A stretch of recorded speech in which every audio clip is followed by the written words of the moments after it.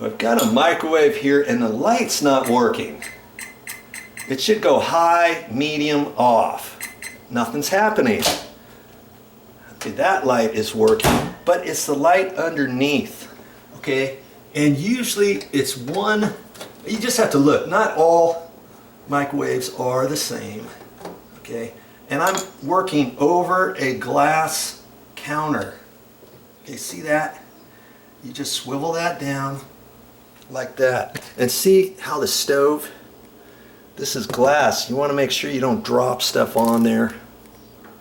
Okay, well, let's take a look at this bulb. Let's see here.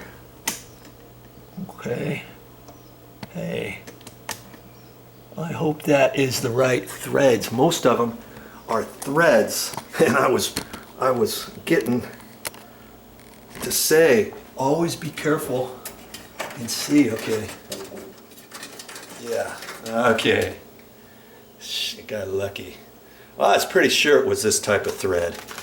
And see, I got one that's the very same, comparable, and you can get these in 40 watt or 25 watt. But I found, you know, if you're gonna do it, you know, most of them are already preset for 40.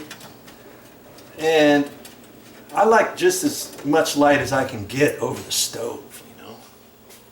Okay, let's try it out. Hey, look at that.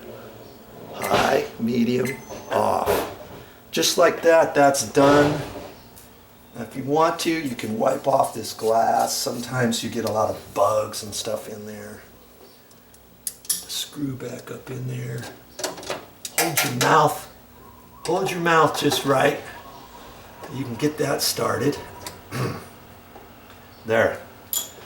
You don't need to call an appliance guy for that. You call a service tech out there, they're going to charge you right now $95 to step their foot in your place, and they'll probably charge you $10 for the bulb. The bulb costs about $5 at the store, and that's it. You can get bulbs that are a little bit bigger than that or longer. You just have to look at your area here. I would always recommend to take that and look at it and pull it out. Take that to the store if you have to, because there's 3 or 4 different sizes and threads available. So check it out. You just saved yourself some money. Bam! Now what else can I find in this condo that needs to be fixed? That's all I have for this time, but I'll be back with more videos.